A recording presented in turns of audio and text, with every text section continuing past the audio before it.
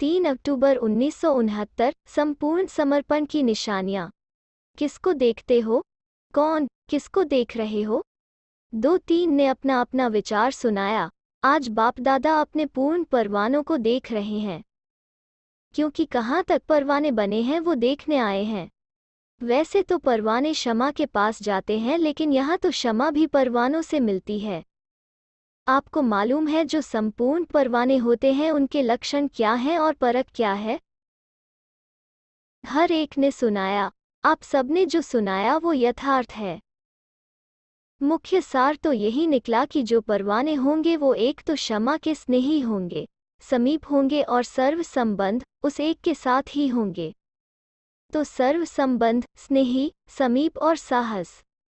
जो संपूर्ण परवाने होते हैं उनमें यह चारों ही बातें देखने में आती हैं। तो आप सबको यहाँ भाठी में किस लिए बुलाया है? जो यह 4 बातें सुनाई हैं वो चारों ही बातें अपने संपूर्ण परसेंटेज में धारण करनी है। 1% भी कम न होना चाहिए। कई बच्चे कहते हम हैं तो सही, लेकिन इतने %। तो जिनमें % की कमी हो गई तो उनको संपूर्ण परवाना नहीं कहेंगे। वो परवाना दूसरी क्वालिटी का कहा जाएगा, जो कि चक्र ही काटने वाले होते हैं। एक होते हैं शीघ्र एक ही बार क्षमा पर फिदा होने वाले, दूसरे होते हैं सोच समझकर कदम उठाने वाले। तो जो सोच समझकर कदम उठाते रहेंगे उनको कहेंगे फेरी पहनने वाले, चक्र काटने वाले। तो दूसरी क्वालिटी वाले परवाने कई प्रकार के संकल्पों, विघ्नों और कर्मों में ही चक्र काटते रहते हैं। तो आज पांडव सेना को भाठी में बुलाया है।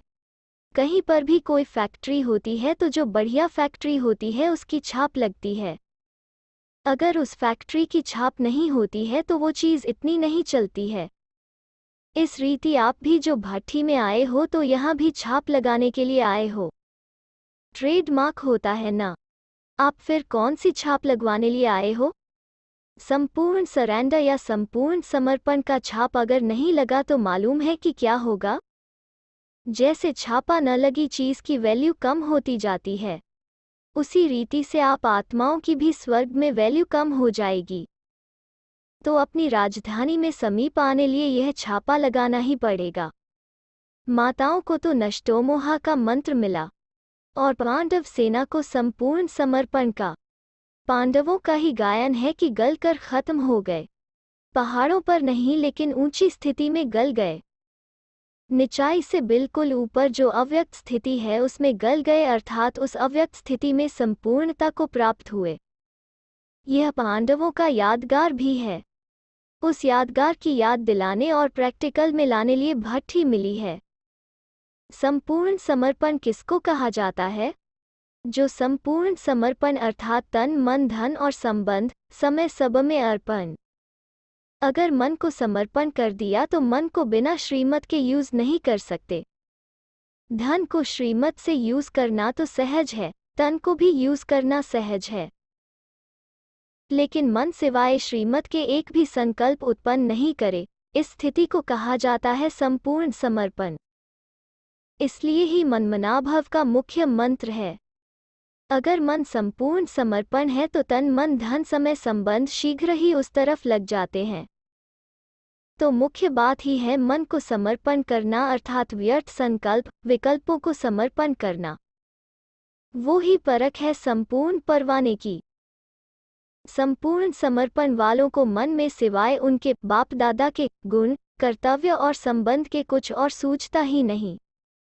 अब बताऊं कि ऐसा छापा लगाया हुआ है? जैसे आजकल के ज़माने में आप लोग जब दफ्तरों में काम करते हो तो कभी कभी दफ्तर की जो चीज़ें होती हैं वो अपने काम में लगा देते हो। इसी रीति जो आपने समर्पण कर दिया तो वो आपकी चीज़ नहीं रही, जिसको दिया उनकी हुई।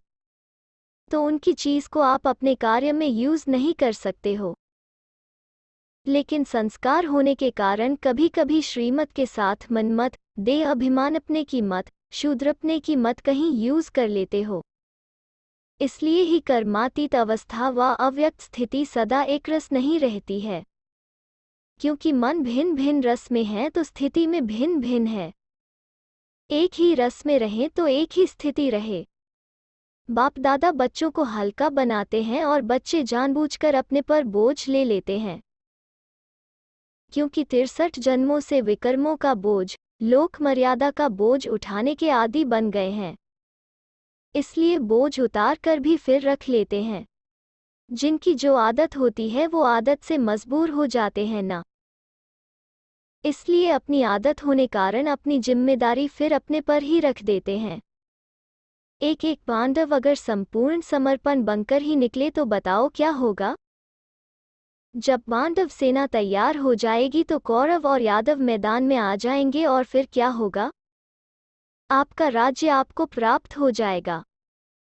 जब तक यह वायदा नहीं किया कि जो सोचेंगे, बोलेंगे, जो सुनेंगे, जो करेंगे सो श्रीमत के बिना कुछ नहीं करेंगे, तब तक इस भट्ठी से लाभ नहीं ले सकते हैं। ऐसा ही उमंग उत्साह लेकर आए होना। कुछ बनकर ही निकलेंगे, बदलकर ही निकलेंगे, यह सोचकर आए होना। घबराहट तो नहीं होती है। जितना जितना गहराई में जाएंगे उतना ही घबराहट गायब हो जाएगी। जब तक किसी भी बात की गहराई में नहीं जाते हैं तो घबराहट आती है। जैसे सागर के ऊपर ऊपर की लहरों में घबराहट होती है, लेकिन सागर के तले में गहराई में क्या होता है? बिल्कुल शांत, और शांत के साथ प्राप्ति भी होती है। इसलिए जो भी कोई घबराहट की बात आए तो गहराई में चले जाना, तो घबराहट गायब हो जाएगी। अब लक्ष्य और लक्षण कौन से धारण करने हैं? इसमें जो नंबर 1 होंगे उनका क्या देंगे? भविष्य में तो राजधानी लेंगे ही, लेकिन यहाँ भी सौगात मिलेगी। इसलिए हर एक यही प्रयत्न करे कि हम तो नंबर 1 में आएंगे, 2 नंबर वाले को नहीं मिलेगा।